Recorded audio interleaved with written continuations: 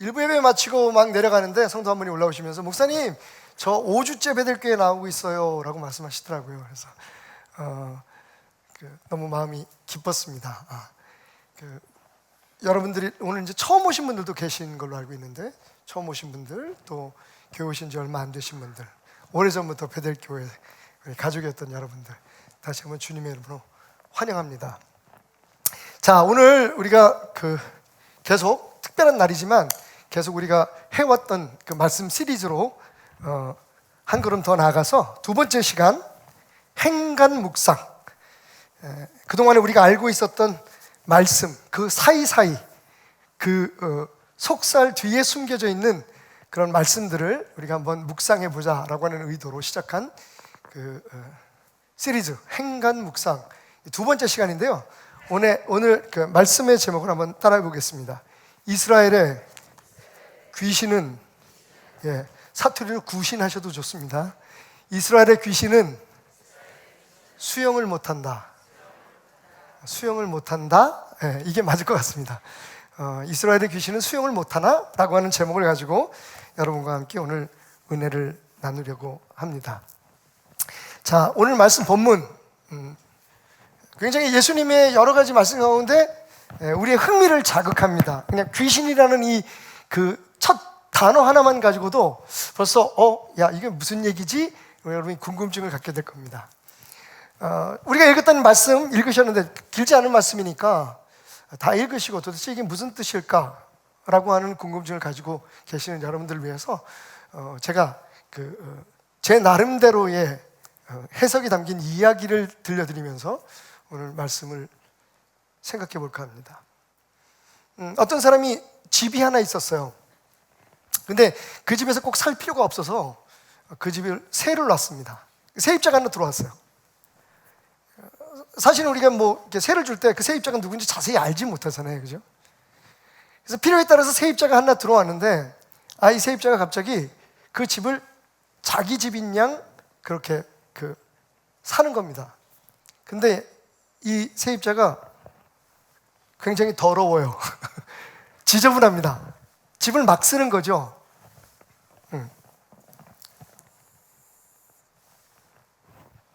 그래서 도무지 안 될 것 같아요. 그래서 이 사람이 그 세입자를 내보냅니다.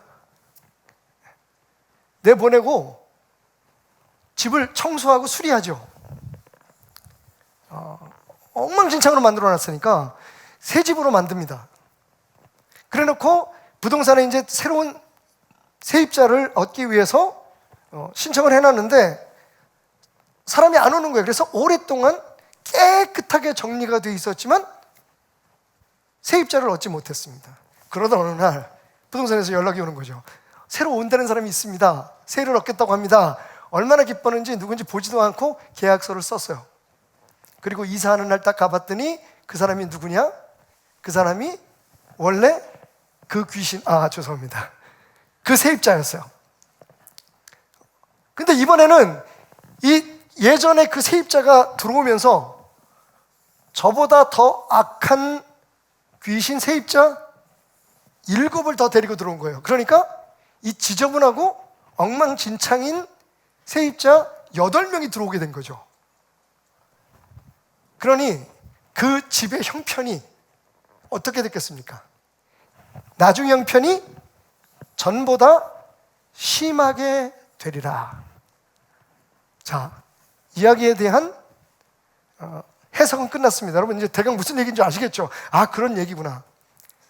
자, 그렇다면 예수님이 왜 이 말씀을 하셨을까요? 그리고 우리는 오늘 이 말씀을 통해서 무슨 교훈을 얻을 수 있을까요? 한번 말씀 속으로 한 걸음 더 가까이 다가서도록 해보겠습니다. 자, 먼저 여기 귀신이 등장하죠. 그래서 같은 그런 기독교 안에 이 귀신에 대해서 전문적인 연구를 하고 귀신에 대해서 굉장히 중요하게 생각하는 신앙을 가졌던 사람들이 있었습니다. 지금도 물론 여기저기 있습니다만 그 대표적인 리더이신 한 분이 쓰신 귀신론이라는 책인데 그 상편 175편에 뭐라고 나와 있냐면 175페이지에 이렇게 말하고 있습니다. 나는 귀신이 죽은 사람의 사후 영혼인 것을 믿는다라고 말이죠. 정확하게. 그러니까 우리가 알고 있는 귀신, 그 귀신 맞습니다. 그러니까 사람이 죽어서 제명에 살지 못하고 죽은 영혼이 천국에 가지 못하고 혹은 지옥에 가지 못하고 구천을 떠돌아다닌다. 그러면서 세상을 돌아다니면서 사람을 괴롭히고 회방하는 그런 영을 귀신이라고 한다. 그러면서 그 귀신이 여러 종류가 있는데 감기 귀신도 있고 무슨 하도 귀신 종류가 많아가지고, 그러니까 우리가 앓고 있는 모든 질병은 다 그 질병을 주는 귀신이 있기 때문이다라고 주장하고 가르쳤어요. 그래서 이제 그 문제에 대해서 이건 기독교의 정통적인 신앙이 아니다. 그래서 토론이 붙으니까 이분이 뭐라고 말씀하셨냐면, 나는 성경에서 그 진리를 깨달은 게 아니라 나의 경험으로 깨달았다라고 말씀을 하셨습니다. 지금 그분은 감옥에 가 계십니다. 다른 이유 때문에. 사실 이제 이 얘기를 딱 보면서 우리가 그래서 귀신? 이거 귀신에 대한 얘기인가 보다. 그러니까 귀신이 있습니다, 여러분. 성경에 귀신이라는 말이 100번이 이상 나옵니다. 신약에만. 구약에는 우리가 이렇게 말하는 귀신으로 번역된 말은 없지만 구약에도 역시 이런 영에 대한 이야기가 있는데 신약에는 100번 정도 나오고, 특별히 그 100번이 나올 때 예수님과 관계된 말씀들이 굉장히 많습니다. 예수님이 귀신을 쫓아버리기도 하고, 심지어는 군대 귀신도 있고, 그죠? 사람을 불에 던지고 막 물에 던지고 악하게 제어하는 그런 힘을 가지고 있는 그 영들에 대해서 소개하고 있을 때 한글 성경은 그걸 귀신이라고 이렇게 번역을 해놨습니다. 그 귀신이 있습니다. 그래서 우리가 이 말씀 딱 읽으면서 그러니까 우리의 삶에 귀신이 들지 않도록 조심하자. 귀신이 이렇게 막 드나드는구나. 사람의 삶에 와서, 그죠? 여기서 보면 이 이야기가 사람이잖아요, 사람. 그러니까 우리가 귀신의 집이 되고 귀신이 들어와서 우리의 삶을 통제하게 되고 우리를 혼란하게 만드는구나 라고 하는 이야기로 결론을 지으려고 하는 그런 분들이 종종 있습니다. 그런데 여러분, 정확히 말씀드리면 이 이야기는 귀신 얘기가 아닙니다. 귀신 들린 것 같은 사람들에 대한 예수님의 경고의 비유입니다. 다시 말하면 귀신의 비유인 거죠. 자, 오늘 말씀을 보면 결론 부분에 뭐라고 말씀하십니까? 이 악한 세대가 또한 이렇게 되리라. 한 사람의 얘기가 아니라 세대, 여러 그 시대에 살고 있는 여러 사람들과 여러 환경에 대한 예수님의 경고다. 그죠? 그러니까 이걸 흔히 어떤 사람들이 사용하는 것처럼, 야, 이거 귀신 들리면 안 돼. 귀신 이렇게 쫓아내야 돼. 귀신 들리고 난 다음에 계속해서 신앙생활 잘해야지. 그래야지 귀신들이 더 많이 들어오지 않아. 이렇게 해석하는 것은 너무 프리미티브한, 그러니까 원시적인 성경의 해석이라는 거죠. 진짜 예수님의 의도하는 것은 그런 세대처럼 살지 말라는 거예요. 그런 사람들이 되지 말라. 귀신이 든 것 같이 전보다 나중 형편이 더 나빠지는 것 같은 그런 삶을 살지 말아라 라고 하는 귀신을 통한 비유를 말씀하고 계시는 거다 라고 이해하시면 좋을 것 같습니다.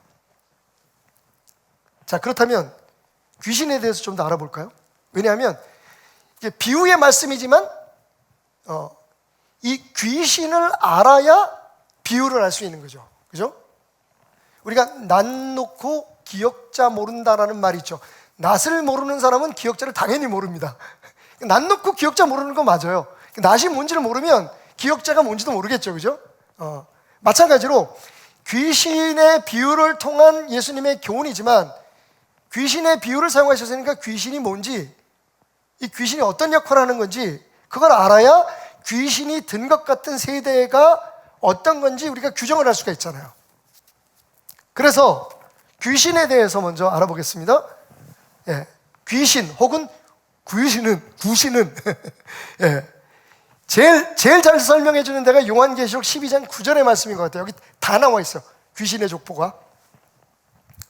자, 요한계시록 하면 마지막 때에 일어날 일이잖아요. 그죠? 예.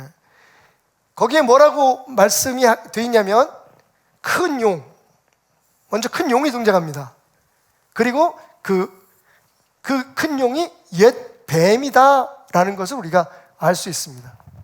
자, 왜 옛 뱀이라고 얘기했을까요? 옛 뱀이라고 얘기할 때 우리가 기억하는 건 창세기 3장 말씀입니다. 창세기 3장에 뱀이 아담과 하와를 유혹하는, 정확히 말하면 하와를 유혹하는 장면이 나오죠.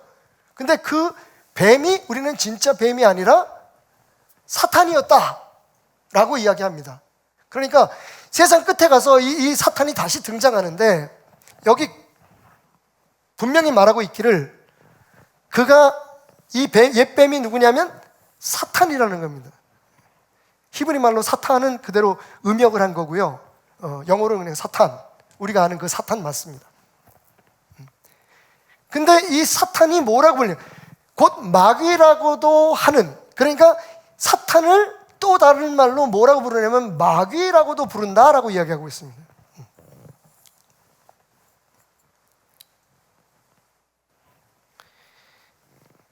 우리가 잘 아는 그 마귀라는 말은 히브리 말로, 그리거로, 헬라어로 디아블로스죠. 데블입니다. 데블. 사탄, 데블. 같은 분이십니다. 아니? 같은 같은 것? 사탄과 마귀는 다르지 않습니다. 다르게 부르는 것 뿐이죠. 그죠? 그러니까 그걸 아셔야 됩니다. 그리고 사탄과 마귀는 단수입니다. 하나예요, 하나. 그래서 우리가 부르는 찬송 가운데 마귀들과 싸울지라, 그건 다른 의미를 가지고 있는 겁니다. 마귀들은 없습니다. 마귀죠. 근데 이제 마귀의 세력을 가진 여러 존재들을 뜻한 것 같습니다. 그러나 정확히 성경적으로 따지고 들어가자면 마귀들과 싸운다는 말은 틀립니다. 마귀는 하나입니다. 그리고 그 마귀는 사탄입니다. 그 사탄은 우리가 어디에서 처음 만나냐면 에덴 동산에서 만나는 그 옛 뱀입니다. 자, 귀신을 알기 위해서는 이 존재를 분명히 알아야 될 게 뭐냐면, 그런데 이 마귀라고도 불리는 이 사탄이 뭘 하냐면 온 천하를 꿰는 일을 합니다. 이게 사탄이 하는 일이에요. 어떻게 꿰일까 하는 건 조금 이따 이야기하도록 하고, 이 짧은 말씀 속에 다 나와 있어요. 그런데 꿰는데 이 꿰는 일을 자기가 직접 하기도 하지만 그가 땅으로 내쫓기니 그의 사자들,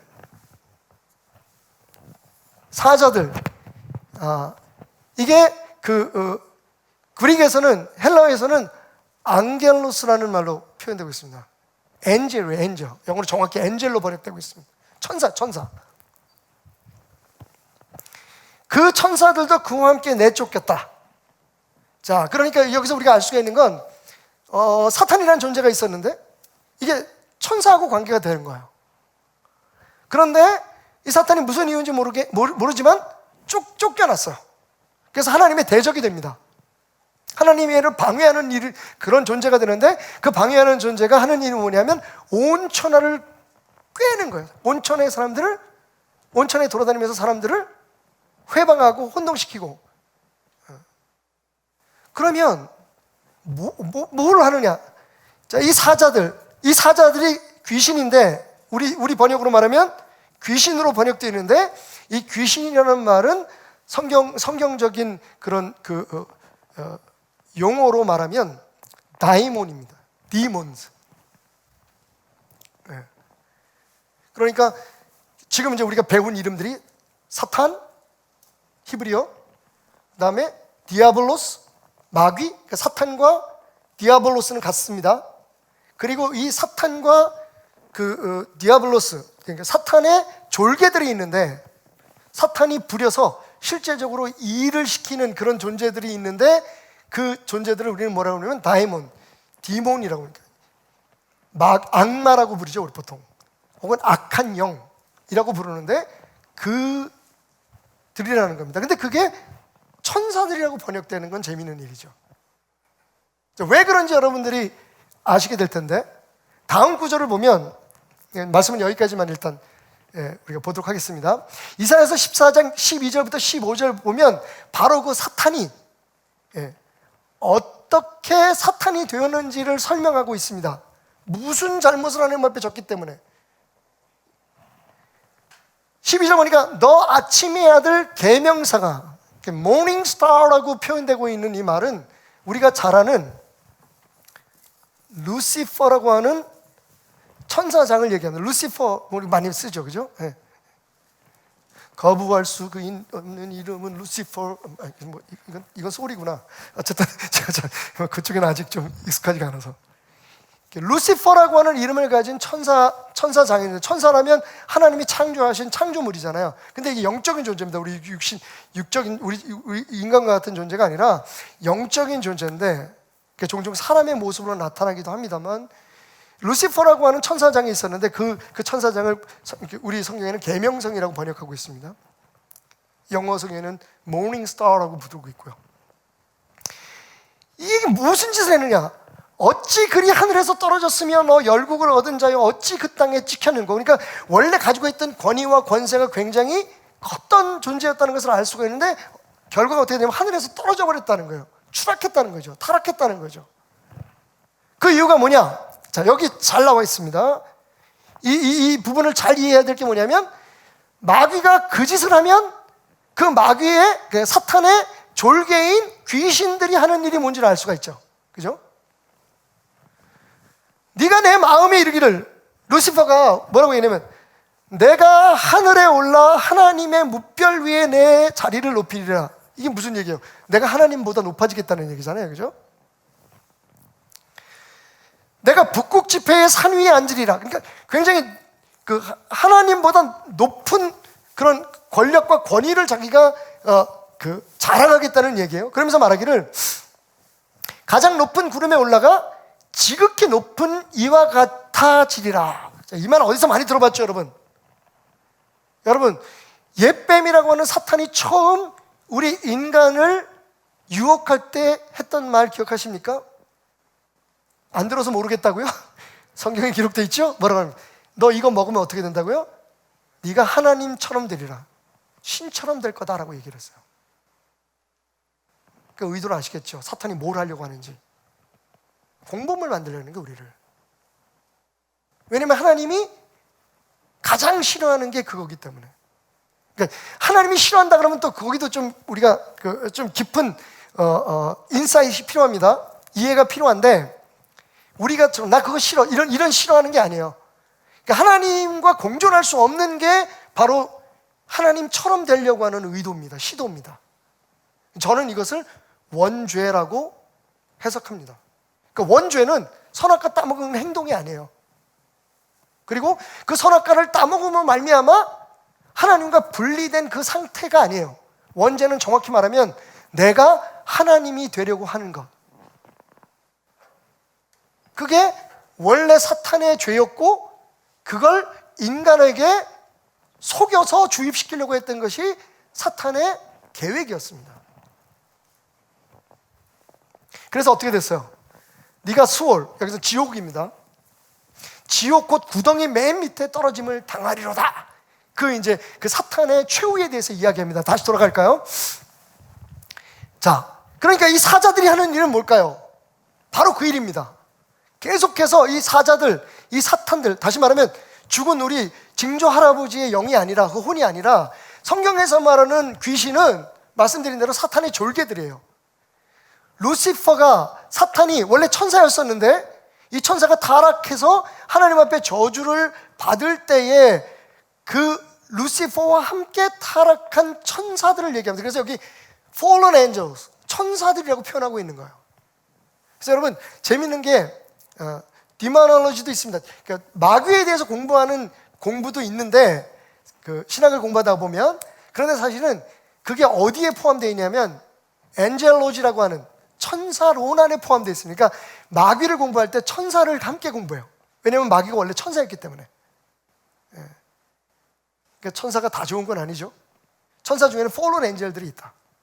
그러니까 마귀를 따라서 마귀가 이 땅에서 하려고 하는 일들을 돕고 그 마귀가 주인이 되고 군주가 되고 왕이 돼서 그 주인 되고 그 왕이 시키는 대로 따라하는 그런 영들이 있는데, 그게 바로 성경에, 적어도 성경 신약에 등장하는 100번 이상 등장하는 그 귀신을 뜻합니다. 그러니까 사실 한글 성경의 번역이 조금 문제가 있었던 거죠.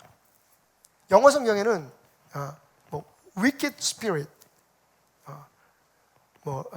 unclean spirit 이라고 얘기를 합니다. 그러니까 거룩하지 않은, 깨끗하지 않은 영, 혹은 그 악한 영, 이렇게 번역이 되어 있는데 우리는 그냥 너무 쉽게 귀신이라고 딱 해보니까 그 귀신이 생각나는 거예요, 항상 읽을 때마다. 그리고 그렇게 자꾸만 연결을 해서 이 말씀을 이해하고 전달하려고 하는 오류에 빠지게 됩니다. 더 깊은 얘기는 나중에 귀신에 대해서 이야기할 때, 그런 영의 세계에 대해서 얘기할 때 말씀드리려고 하지만, 오늘 그래서 중요한 게 뭐냐면, 이 귀신은 뭐냐? 이 귀신은 바로 사탄의 졸개들을 뜻한다. 자, 다시 이야기로 돌아가서, 근데 그 더러운 귀신 하나가 사람 안에 들어와 있던 거예요. 자기 집처럼 사람을 통제하고 있었습니다. 근데 이 귀신이 나갔어요. 자, 우리의 얘기로 이걸 끌어들여 보면 언제 우리가 귀신의 영향력에서 벗어납니까? 너도 하나님이 될 수 있어. 야, 네 인생은 네 거잖아. 왜 하나님한테 종속되냐? 네가 네 마음대로 해. 네가 하고 싶은 대로 해. 네 욕구가 네 욕망이 시키는 대로 그냥 해. 그럼 네가 신처럼 된 사람인데, 넌 신이 될 수 있는 존재인데. 지금 그런 얘기들 우리가 많이 듣습니다.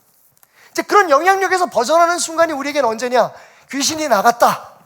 이때를 언제라고 우리가 보냐 하면, 예수님의 말씀대로 하면 그 당시에 이 말씀이 유대 종교 지도자들한테 한 얘기니까, 그 당시에 1차적인 의미로 보면 하나님의 백성이 됐다고 생각하는, 그것을 깨닫는 그때. 그러니까 나는 이제 귀신의 백성이 아니라, 내가 마귀의 백성이 아니라 하나님의 백성이 되었어. 이거 사도 바울이 그 얘기를 하잖아. 너희가 예전에는 마귀의 자녀였다라고 얘기하잖아요. 이제 이해가 가시겠죠? 그러니까 진짜 우리 안에 귀신이 한 마리가 들어와 있다가 8마리 데리고 8마리가 또 나중에 들어온 게 아니라, 사실은 이 말씀은 귀신이 우리 안에서 행하려고 하는 그 영향력을 뜻하는 거죠.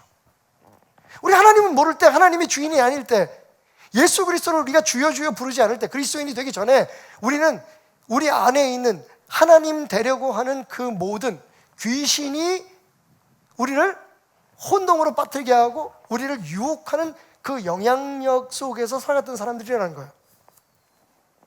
근데 그 귀신을, 할렐루야! 누군지 모르게 나를 교회로 가자 그래서 뭐 여러 가지 상황이 있겠지만, 다른 이유 때문에 교회에 와서 예수님을 알게 되고, 예수님이 내 모든 죄를 다 사하시고, 고린도후서 5장 17절 뭐예요? 그런즉 이제는 내가 옛사람이 아니고 어떻게 됐다고요? 새 사람이 되었다. 청소되고 수리된 거예요. 연결이 되십니까?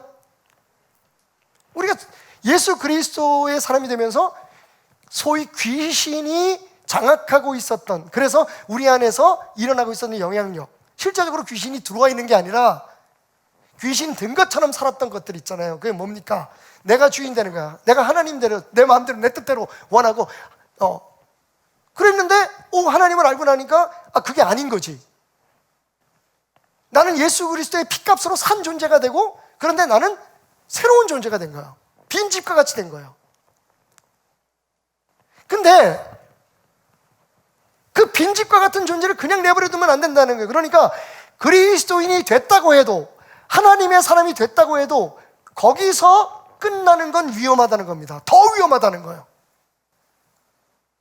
그러니까 이 말씀을 하나로, 한 문장으로 정리하자면, 우리가 예수 그리스도의 사람이 되고 난 후에 우리의 삶을 어떻게 살아야 할 것인가를 경고하는 예수님의 말씀, 이렇게 해석하는 게 좋습니다. 그러니까 이 얘기를 비유라고 말씀드렸으니까, 우리의 지금 현실, 그리고 우리의 말씀 상황에 적용하면 이런 얘기죠. 교회 다니고 예수를 믿어도 예전보다 더 심하게 하나님의 영향력 밖에서 살 수 있다는 거죠. 다 주의 일이라고 하면서 싸워요. 그죠? 교회를 위해서 일하는데 그게 하나님이 원하시는 게 아닌 것을 해요. 열심 너무 많아.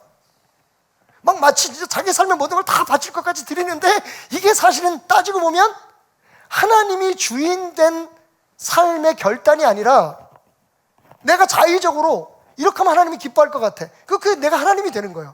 하나님을 생각하지만, 하나님을 믿는다고 하지만 사실은 하나님을 주인으로 삼지 않는 삶인 거예요. 비어있는 거예요.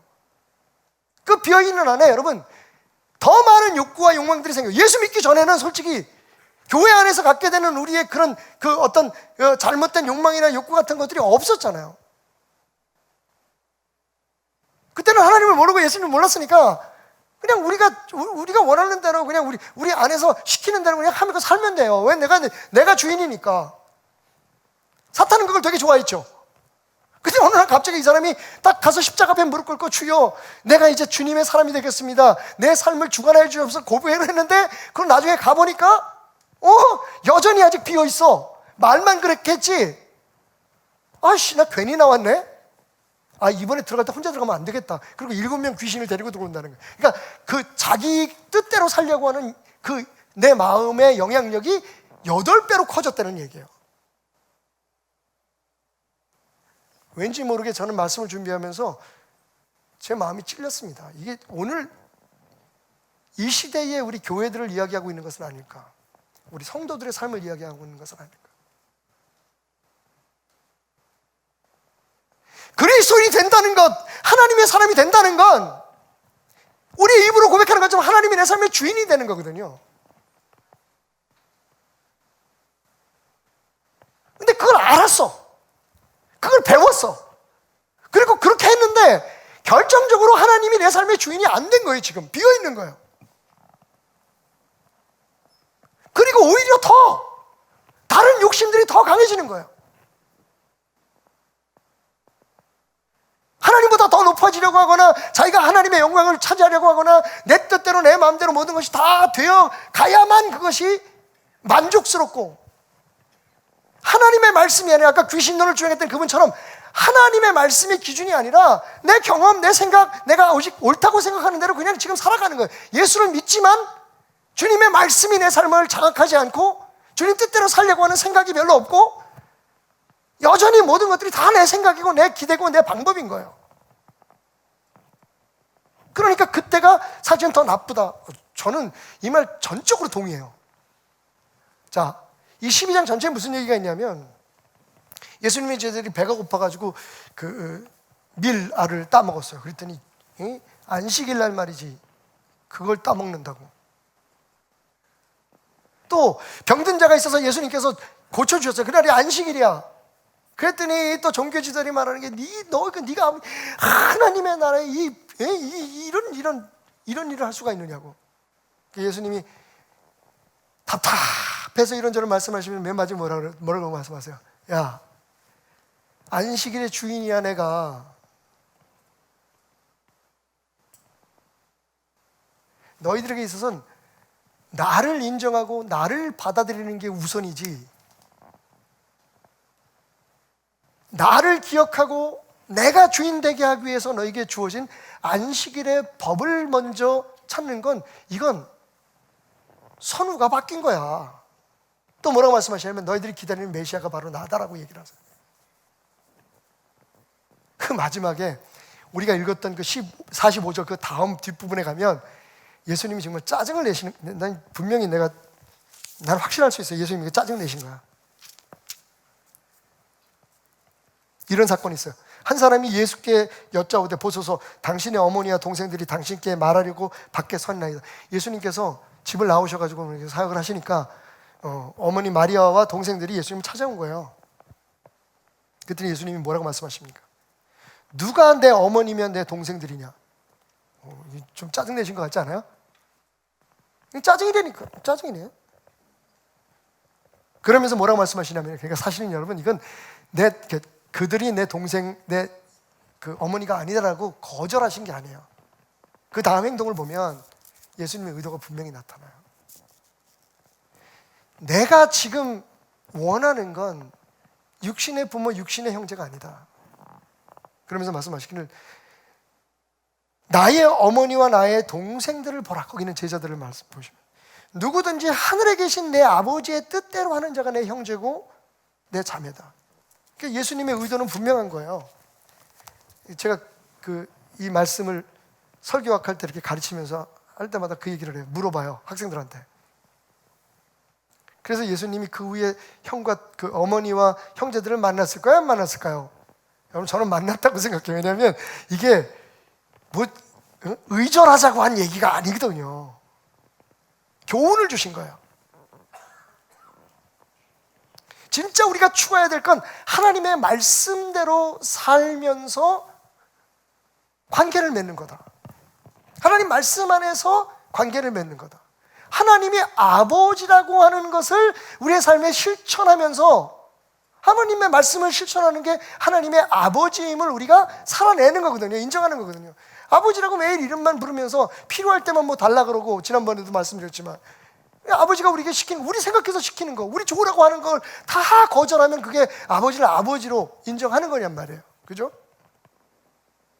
그러니까 너희는 하나님 말씀을 순종하며 살아라. 너의 삶을 하나님 주인 되심으로 채워라. 이런 말씀이거든요.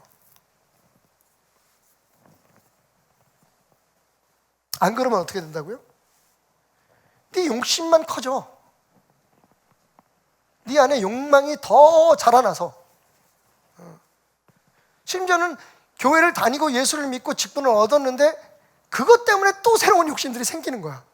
교회에서 더 높아지고 싶고, 사람들한테 인정받고 싶고, 내가 하는 뭐 헌금이나 어떤 헌신을 통해서 뭔가 대가를 받아보고 싶고, 이게 더 나빠진 거지, 어떻게 생각해 보면. 하나님이 모를 때는 그냥 육신의 욕심을 따랐으니까 그렇다고 쳐. 하나님 모르니까. 근데 이거는 더 문제가 되는 게 뭐냐면, 하나님은 알고 난 다음에도 그 욕심을 못 버리는데 그 욕심은 점점 더 커져서. 최근에도 강남에 있는 뭐 교회 그 교역자의 그런 문제가, 뭐 제가 굳이 얘기를 안 해도 여러분들이 공중파 뉴스까지 나올 정도의 이슈가 됐으니까 요즘 뭐 왜 그렇습니까? 너무 지나치게 대접을 받았다는 거 아니에요. 제가 발이 저려가지고 제가 토요일날 함께 말씀을 나누면서 내가 지금 갑질하고 있는 게 뭐가 있지? 라고 생각하고 몇 가지를 덜어냈습니다. 기대잖아요, 기대.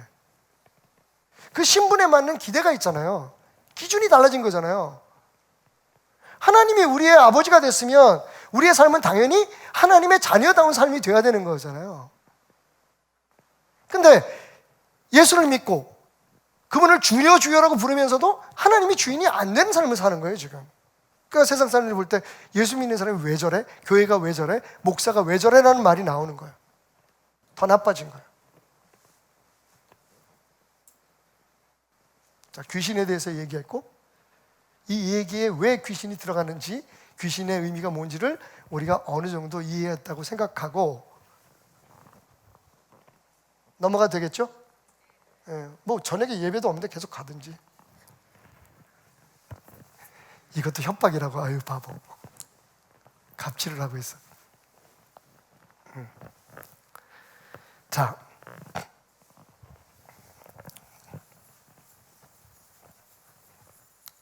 그럼 이제 비유니까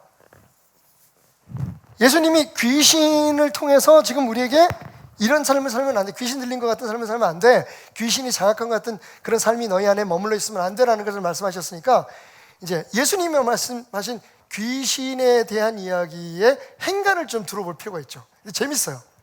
말씀드렸던 것처럼 오늘 설교 제목처럼 이스라엘 귀신은 수용을 못하나? 수용을 배운 적이 없나? 왜요? 자, 이 부분 굉장히 중요합니다. 그러니까 우리가 이제 지금부터는 결론이에요. 지금까지 제가 여러분에게 도전한 것처럼 예수님께서 이 이야기를 통해서 도전하셨잖아요.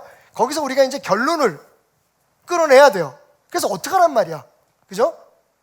따라합시다. 그래서 어쩌라고? 지금부터가 이제 중요한 포인트죠. 어쩌라고? 그러니까 귀신이 다시 찾아올 만한 그런 삶이 되지 말라는 거잖아요, 그죠? 귀신이 우리 안에서 하려고 하는 그런 것 같은 그런 그 삶을 살지 말라는 거죠. 그런 세대가 되지 마라. 그런 교회가 되지 마라. 그런 신앙인이 되지 마라. 그런 주의 종들이 되지 마라. 자, 그럼 그렇게 안 되려면 어떻게 해야 되느냐? 이 귀신의 성격을 알아야 돼요. 귀신이 물 없는 곳으로 다니며 쉬기를 구했다라고 얘기합니다. 쉴 것을 얻지 못하고. 이것도 한번 따라해 봅시다. 재밌어서. 귀신은 다리 뻗고 쉴 곳을 귀신같이 한다. 이게 준비하면서 또 요즘 그 왜 다리 뻗은 어떤 분 때문에 좀 이게 좀 그래서 선희 전사가 말리더라고. 목사님 그거 하지 마세요. 또 오해가 가서 우리 성도들 수준 그 정도 아니야. 그럼 뭐 다른 사람 얘기도 또 슬쩍 하면 되지 뭐. 균형을 맞춰야 되니까. 그 얘기 아닙니다. 귀신은요, 물을, 적어도 예수님의 이 비유 속의 귀신은 물을 싫어합니다. 지금 뭘 찾아다녔다고요? 쉴 곳을 찾은 거예요. 자기 머물 곳을 찾았는데 물 있는 곳을 피해 다녔다는 겁니다. 그러면 여러분, 이 말씀에서 우리가 좀 성급하지만 결론을 내서 그러면 우리가 이 귀신의 어떤 영향력에서 벗어나고 귀신이 하는 것 같은 그런 삶을 안 살려면 어떻게 하면 돼요? 그렇지, 우리 안에 물을 채우면 되겠지. 자, 여러분 약속합시다. 오늘부터 생수 1.5리터 매일매일 마시기. 이거 좋아요. 여태까지 그게 건강에만 좋은 줄 알았는데, 아싸, 귀신이 물을 싫어한다네. 귀신은 그러면 어떤 생수를 싫어할까요? 제주 삼다수? 아니면 먹는 물 아리수? 그런 얘기 아니죠? 자, 일단 우리가 중요한 게 뭐냐면 귀신은 물을 싫어해. 그럼 우리가 생각해 볼 수 있죠. 오늘 제목처럼 이스라엘의 귀신들은 수영을 배워본 적이 없나? 두 번째, 혹시 물귀신한테 진 빚이 있어서 피해 다니나? 우리나라는 물귀신 있잖아요. 우리가 귀신 더 많아. 그건 아니겠죠? 물이 뭘까? 그죠? 이게 핵심이에요, 오늘 이야기에. 예수님의 이 말씀 속에 핵심이 이거예요. 물을 피하더라. 근데 보니까 청소된 집에는 자기가 들어가서 칠 만큼, 자기 혼자 아니라 다른 그런 악한 영향력들을 끌고 들어갈 만큼 널널하더라.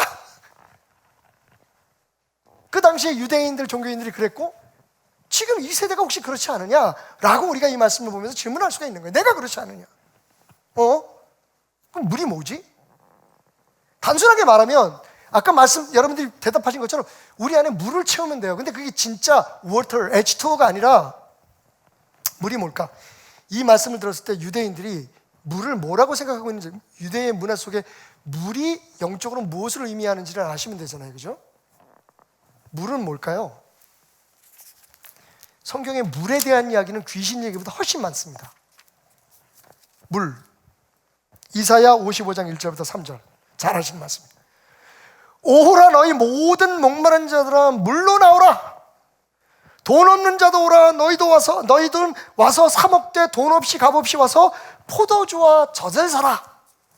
물가로 나오라고 얘기하면서 그 물이 포도주도 되고 젖도 된다고 이야기하고 있어요. 그리고 목마른 자에게 와라라고 얘기하시는 분이 누구시죠? 이 말씀 속에는 하나님이시죠. 잘 알고 계십니다. 예레미야서 2장 13절, 제가 꽤 좋아하는, 많이 묵상하는 말씀 중에 하나인데, 내 백성이 두 가지의 악을 행하고 있다. 여러분 이거 잘 생각해 보세요. 혹시 여러분 안에도 이게 있는지. 두 가지의 악이 뭐냐면, 그들이 생수의 근원이 되는 나를 버린 것과, 여기서 나가 누구예요? 하나님이죠. 그 하나님이 뭐라고 여기서 말하고 있어요? 생수의 근원이라고 말씀하시죠. 그러니까 이스라엘 백성이 하나님을 버렸대요. 그 다음에 두 번째 잘못은 뭐냐면, 하나님을 버린 것도 잘못한 거지만 스스로 웅덩이를 판 것이다. 여러분, 생수가 쏟아나는 샘물과 웅덩이의 차이가 뭐죠? 웅덩이는 내가 파는 거예요. 물을 담기 위해서, 그죠? 샘물은 뭐예요? 물이 솟아나는 거예요. 이 두 가지를 하나님께서 말씀하시면서 나는 샘물이다. 근데 너희가 나는 샘물을 버리고 니네들이 원하는, 니네들이 먹고 싶은 그 물을 받기 위해서 웅덩이를 팠구나. 근데 뭐라고 말씀하시냐면 그 웅덩이는 물을 가두지 못하는 터진 웅덩이다. 너희들이 원하고 바라는 걸 아무리 애쓰고 추구하고 얻으려고 해도 니들 힘으로, 니들이 하나님이 돼서 절대로 그것을 얻지 못할 것이다 라고 말씀하시는 거예요. 그 두 가지 잘못인 거예요. 샘물을 버린 것과 웅덩이를 스스로 판 것.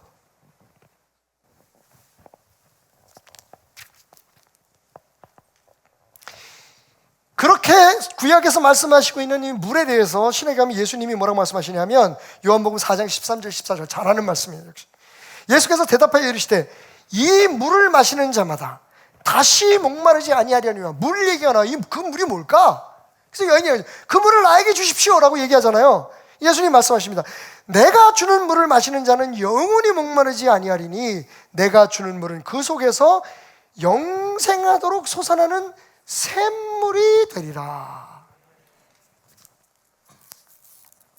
예수님이 샘물이라고 말씀하세요. 그 샘물을 마시는 자는 배 안에서 그 샘물이 끊임없이 솟아날 거라는 거예요. 그러니까 1.5리터 물 마시는 게 아니고 뭐라고요? 그 샘물을 마셔야 돼요. 그 샘물을 채워줘야 됩니다. 그죠? 고린도전서 10장 1절부터 5절까지의 말씀은 그런 예수님에 대해서 다음과 같이 얘기합니다. 너무 많아요. 근데 제가 이제 좀 추렸어요. 필요한 것만. 나는 참 포도나무요. 이거는 제가 좋아하는 말씀이고 고린도전서 10장 1절. 형제들아 나는 너희가 알지 못하기를 원하지 아니하노니 우리 조상들이 다 구름 아래에서 있고 바다 가운데로 지나며 모세에게 속하여 다 구름과 바다에서 세례를 받고 다 같은 신령한 음식을 먹으며 다 같은 신령한 음료를 마셨으니. 자, 신령한, 이게 광야 생활을 얘기하고 신령한 음식은 만나, 신령한 음료는 물이죠. 반석에서 나온 물. 이 얘기를 하면서 이렇게 얘기합니다. 이는 그들을 따르는 신령한 반석으로부터 마셨음에.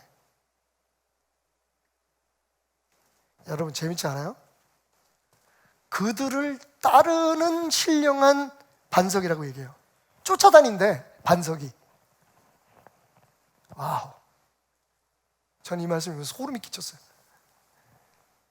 여러분 산에 북한산에 샘물 하나 찾아가려고 해도 우리가 가야 되잖아요. 왜냐하면 그 샘물은 움직이지 않아요. 근데 오늘 이 사도 바울은 뭐라고 했냐면 그 샘물이 너희를 쫓아다니는데 물은 항상 여러분 곁에 있다는 거예요. 그 신령한 반석으로부터 마셨는데 너희를 따라다니는 그 반석, 물이 나오는 그 반석, 은혜의 반석으로부터 그 물을 마셨는데 그 반석은 곧 누구다? 그리스도시다. 할렐루야. 그러니까 예수님이 우리를 따라다닌다는 거예요. 성경 말씀에 정말 흐르는 하나의 중요한 진리예요. 그죠? 하나님이 우리와 함께 하세요. 예수님이 우리 안에 계세요. 그죠? 심지어는 고린도전서 3장 16절에 보면 뭐라고 얘기합니까? 너희가 하나님의 영이 거하는 성전인지 알지 못하느냐. 그러니까 우리는 물의 근원을 가지고 있는 거예요. 물이 우리 안에 있는 거예요. 근데 문제는 뭐냐? 그 물이 귀신의 눈에 안 보이는 거야. 이 얘기대로 하면. 그 물로 우리가 채워지고 그 물에 의해서 지배받지 않고 있는 거예요. 그러니까 언제든지 자기가 원하는 대로 들어올 수 있다는 거죠. 이게 아까 우리가 읽었던 예레미야의 두 가지의 잘못에 직접적으로 연결이 됩니다. 하나님을 버리지 않았어도 우리가 하나님처럼 사는 거예요. 우리가 원하는 것을 얻기 위한 웅덩이를 파고 하나님도 심지어는 우리가 원하는 대로 만들어가는 거예요. 우리가 만든 신이죠. 이런 하나님 나와 이거예요. 완전히 이게 주객이 전도된 거죠. 그런 삶을 살면 어떻게 된다? 귀신 8이 들어와서 자리 잡은 것처럼 네 안에 네 자신으로 내가 하나님 되려고 하는 그 욕망으로 귀신이 그렇게 해오고 사탄이 그렇게 원하는 것처럼 예수를 믿으면서도 교회 나오면서도 직분을 가지고 있으면서 다 네 뜻대로 하는 거야 그거. 그러면 형편이 더 나빠지지 않겠니? 하나님의 눈으로 볼 때, 신앙의 관점에서 볼 때 그건 더 나쁜 거지. 차라리 하나님을 믿지 않았던 사람은 하나님을 믿음으로써 온전히 하나님을 내 삶의 주인으로 모시고 말씀대로 살려고 애쓰고 기도 속에서 하나님과 교제하고 어떤 문제가 있든지 상황마다 주님이 나와 함께 하시는 것을 믿고 그분의 도우심을 구하고 그분에게 구원을 요청하고 이런 삶을 진짜 주님이 내 주인이 되는 삶을 살면 오히려 그럴 기회가 있는데, 자기는 하나님을 믿는다고 생각하고 구원받았다고 생각하고 중생했다고 생각하는데 진짜 중요한 것, 주님이 내 삶의 주인 되는 것을 위해서 아무것도 하고 있지 않다면 주님을 내 삶의 주인으로 모시고 그래서 즉 그분을 통해서 우리의 삶에 적셔지고 넘쳐나는 그 은혜를 경험하지 못한다면 그건 예수 안 믿을 때보다 더 못하다는 거예요. 이건 우리들에게 굉장히 지금 이 시대를 살아가는, 이 어려운 시대를 살아가는 우리들에게 굉장히 중요한 깨달음을 주는 말씀입니다. 오직하면 하나님이 이사야 선지자를 통해서 이렇게 말씀하십니까? 내가 교회 문을 닫았으면 좋겠다. 교회 아니고 성전이죠. 어쨌든 지금 말로 니네들 주일 예배 좀 이제 그만 드렸으면 좋겠어. 왜? 예배한다고 모이는 게 더 하나님을 힘들게 하고 세상 앞에 하나님의 영광을 가리는 일이니까. 깨달아야 합니다, 여러분. 이 말씀을 읽으면서 온몸이 부들부들 떨리고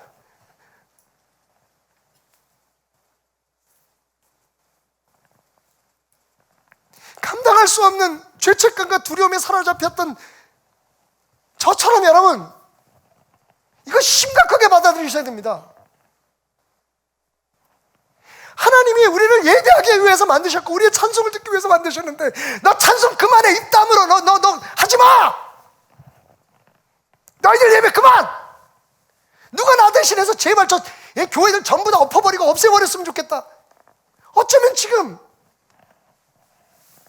다시는 우리가 그 말씀을 듣지 않으려고 해도 세상이 지금 그렇게 하려고 하는 건지도 몰라요. 왜?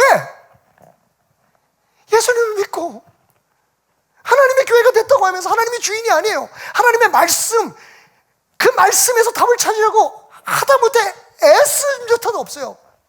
그냥 오히려 내 생각이, 내 판단이 하나님의 말씀에게 맞다는 걸 자꾸만 증명하려고 하나님의 말씀을 파고들어요. 그러니까 우리의 삶이 공허하고 혼란스럽고 예수 믿기 전보다도 복잡한 거예요. 아니, 하나님 믿는데 왜 내가 이렇게 어려움을 겪어야 되지? 하나님 믿는데 왜 이렇게 문제가 많지? 하나님의 말씀을 바로 읽고 하나님의 말씀을 바로 깨달으면 사실은 우리의 삶은 그래서 하나님이 나를 지금 이렇게 인도하고 계신 걸 느낌으로 말미암아 모든 고통과 역경 속에서도 희망을 보고 찬송을 부르게 되는 거거든요. 결국 결론이 뭡니까? 당신 안에 뭐가 있느냐는 거예요.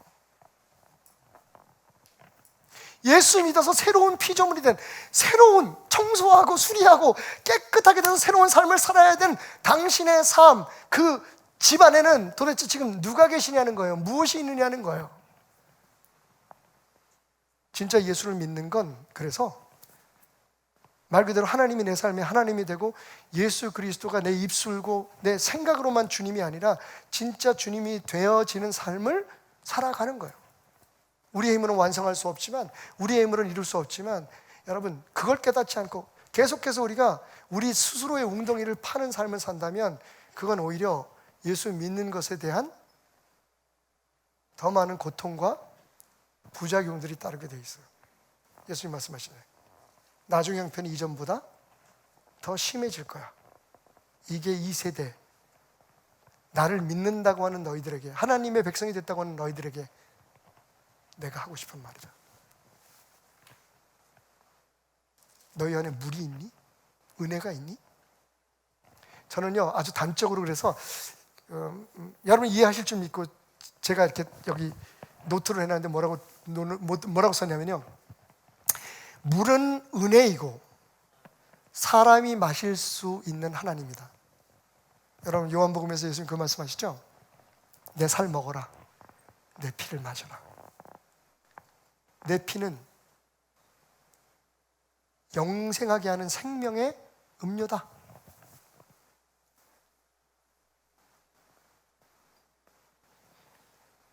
우리가 그렇게 수없이 성찬식을 하고 떡을 떼고 포도주를 마시면서 그게 무엇을 의미하는지에 대해서 깊이 생각하지 못했던 거죠. 하나님을 마셔야 돼요.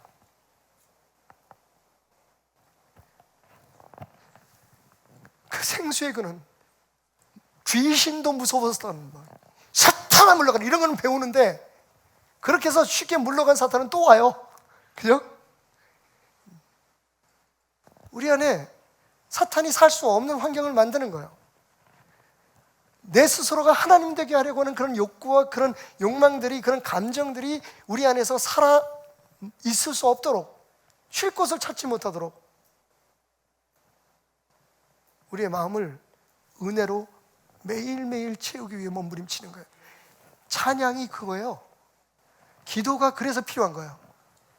그리고 말씀을 보고 시간이 되고 여러분 형편이 되면 어찌해서든지 더 깊이 알기 위해서 성신신학교 같은 학교라든지 아니면 우리 교회에 있는 여러 가지 신앙교육 프로그램에 여러분들이 참여해야 될 이유가 그건 거예요. 그렇지 않으면 우리는 지금 기독교를 그냥 미신 같은 종교로 믿고 있는 거예요. 내가 원하는 내 웅덩이를 파서 내가 원하는 것이 담겨지기를, 그리고 하나님은 그걸 부어주셔야 될 분으로. 제가 생각해봐도 때로는 너무 극단적으로 얘기하는 면이 없지 않습니다. 그래서 마음이 아픕니다, 여러분. 내뱉고 난 후에 얼마나 후회하는지 모릅니다. 근데 어쩌겠어요. 예수님은 저보다 더 심하신데요. 여러분 속이고 갈 수는 없잖아요. 나 편하자고, 나 은퇴할 때까지 아무 일 없고 교회가 숫자들 많이 늘어나고 사람들이 그런 걸 원하는 사람들이 구름대같이 물어드는 교회를 만들기 위해서 진리를 이야기하지 않을 수 없잖아요. 아유, 예수를 마시라니 그것 때문에 다 도망갔어요. 아니, 하나님을 먹으라니. 여러분 기억나시죠? 조금 아까 들었던 말씀이에요. 우리를 따라다니는 반석. 주님은 그걸 원하세요. 나로 채워라, 나를 먹어라. 나의 영이 너의 삶에 머물게 하라. 힘든 일입니다, 여러분. 저는 세상에서 어떤 것보다 힘든 일이라고 생각해요. 근데 이 적극적인 하나님 앞에 우리가 무엇을 불가능하다 말하겠습니까? 쫓아다니시고 영과 진리로 예배한 자를 찾아다니시고, 이건 뭐 완전히 다른 개념의 신앙이에요. 그죠? 우리가 그분 찾아서 산 꼭대기를 올라가고 어디 광야로 갈 필요 없고, 그분이 우리를 쫓아다니신데 그 생수의 반석이 우리를 따라다니신데, 우리가 할 건 뭐예요? 그분 앞에 우리 자신을 내어놓으면 돼요. 새로운 세입자를 맞았으면 그 세입자로 하여금 우리의 삶의 주인이 되게 해야 되는데, 세입자 잘 골라야 되는 거죠. 하나님이 여러분의 삶의 주인이 되면 돼요. 오늘 말씀은 우리에게 마지막 이 질문을 남깁니다. 그래서 여러분, 지금 여러분의 삶의 주인은 누구입니까?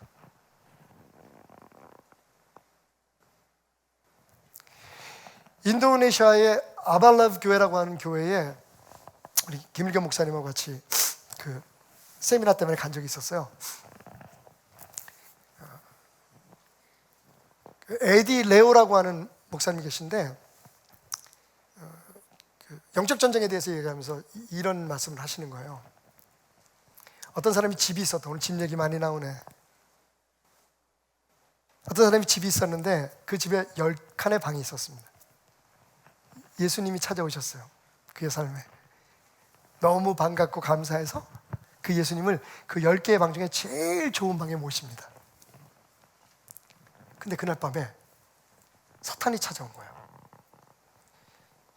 사탄이 그 집안에 있는 방들을 차지하기 위해서 이 사람과 치열한 싸움을 치릅니다. 그렇게 싸움을 하는 동안에 방 9개가 다 작살이 나버려서 엉망진창이 돼버린 거예요. 허탈감에 앉아있는데 예수님께서 곁에 다가서십니다. 이 집주인이 예수님한테 원망하듯 얘기하죠. 예수님 어디 계셨어요? 밖에서 이렇게 소란을 피우는데 안 오세요? 오셔서 나 좀 도와주셨으면 내가 이겼을 텐데. 예수님의 능력이면. 예수님께서 멋쩍은 이렇게 말씀하셨어요. 미안해, 나는 네가 나에게 준 그 방을 끝까지 지키고 있었는데. 이 사람이 생각해 보니까, 그러면 방 4개를 더 드려? 내 집을 온전히 줄 수는 없으니까. 집주인은 나니까. 그래서 예수님한테, 그래요, 알았어요, 방 4개 더 가지세요. 그 다음날 또 사탄이 찾아옵니다. 치열한 전투가 있었죠. 방 5개는 작살나고 예수님이 계신 5개의 방은 아무런 문제가 없었어요. 예수님이 먼저 말씀하세요. 네가 내게 준 5개 방 내가 잘 지켰다? 할 말이 없었어요. 만신창이된 이 사람은 금고에서 집 문서와 집 열쇠를 가져옵니다. 10개의 방의 열쇠를 가져와서 그분에게 드리죠. 그러고 말합니다. 예수님, 이제 예수님 가지세요. 이 집. 이 집의 주인은 주님이십니다. 그리고 그날 밤 사탄이 찾아왔어요. 문을 열자마자 집주인을 보고는 놀래서 도망갔답니다. 집주인은 누구였을까요? 예수님이었습니다. 그 예수님은 돌아서서 경이로움에 기뻐하는 전 집주인에게 다시 집문서와 열쇠를 맡기며 말합니다. 이건 여전히 내 거야. 네가 내게 주었으니까. 하지만 살아가는 동안 내가 이 집을 너에게 맡긴다. 나와 함께 이 집을 잘 지켜보자꾸나.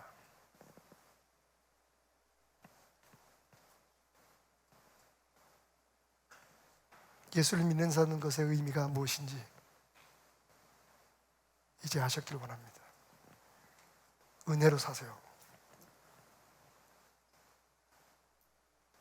세상에서 예수 믿어서 잘 되겠다고 하는 욕망이 아니라 내가 원하는 대로 다 이룰 수 있도록 하나님 앞에 내가 더 기도하고 더 열심히 섬겨야지라고 하는 어리석은 생각이 아니라 하나님 내 삶의 주인 되십시오.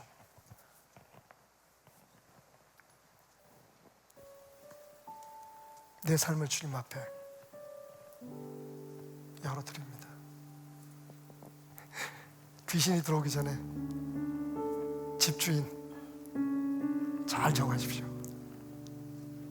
자리에서 일어나서 함께 찬양하겠습니다. 오직 주의 은혜로 지금 여기 서 있네. 한없는 경배, 한없는 찬양, 내 영혼 예배 드리네. 은혜로 나를 위해 이 땅에 오신 주의 그네, 십자가 고통 이기신 주님, 그 은혜 어찌 잊으리. 주님의 은혜가 주의 날 채우시네. 주의 보게 하시네. 살아가는 동안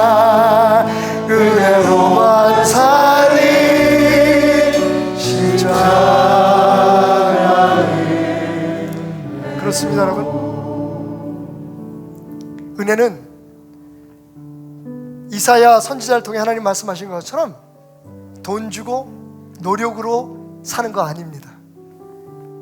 이미 우리 곁에 그 은혜의 샘물의 근원이 되신 반석이신 예수님이 우리와 함께 따라다니신다 말씀하십니다. 어디서든 무엇을 하든 누구와 있든 은혜는 이미 여러분의 것입니다. 마실 수 있는 하나님, 내 삶의 주인 되시기 위해 오셔서 나를 주관하시는 그 하나님 앞에 여러분 오늘 함께 찬송하며 찬양하며 고백합시다. 그 은혜로 나를 채우소서. 그 은혜만으로 내가 살아가기 원합니다. 오직 주의 은혜로, 오직 주의 은혜로. 믿습니까 여러분? 지금 여기서 우리가 예배할 수 있는 것, 우리가 승리를 확신할 수 있는 것, 이 고난과 역경과 이 버거운 짐을 지고도 우리가 웃을 수 있는 것, 나를 위해 이 땅에 오신 주의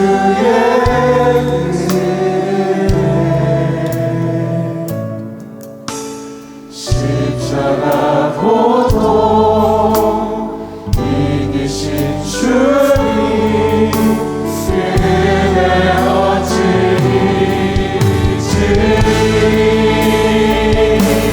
주의 날 채우시네. 주의 보게 하시네. 살아가는 동안 그대로만 살리. 십자가 은혜로 주님의 은혜가 날 채우시네.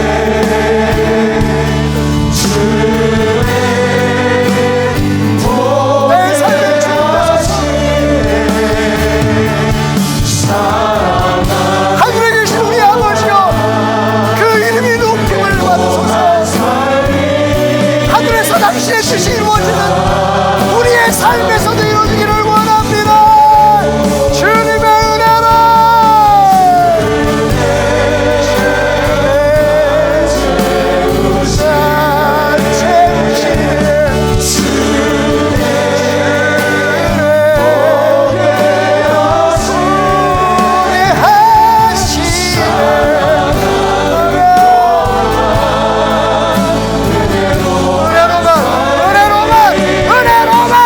은혜로만 살게 하소서. 살아가는 동안 은혜로만 살기 원합니다. 살아가는 동안 은혜로만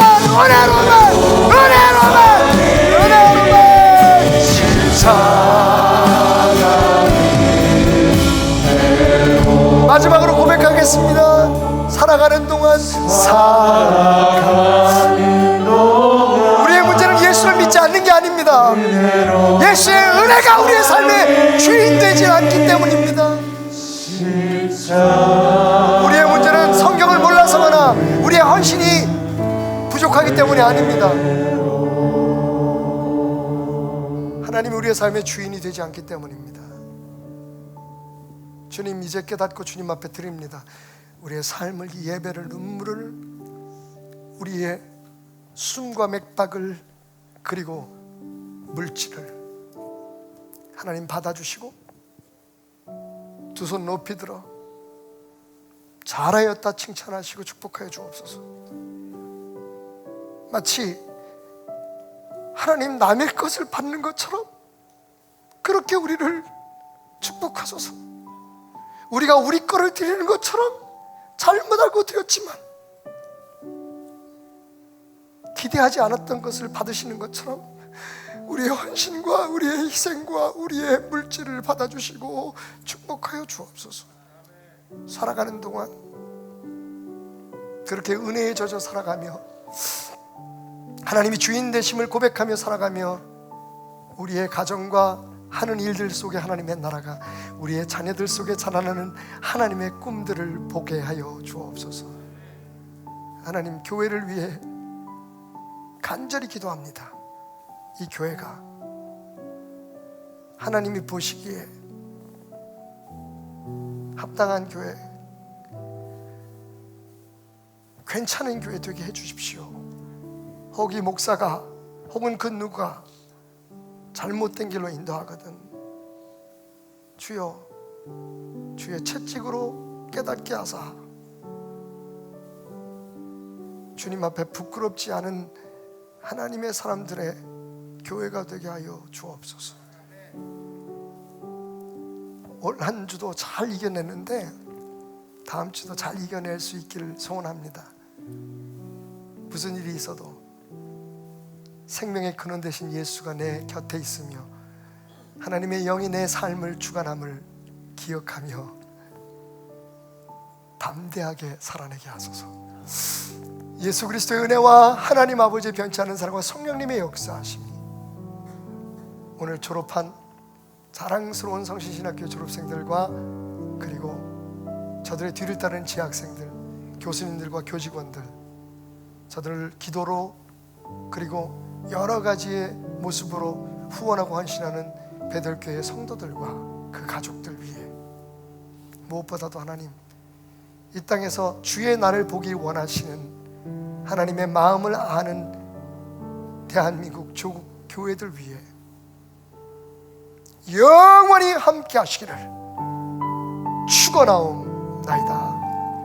아멘.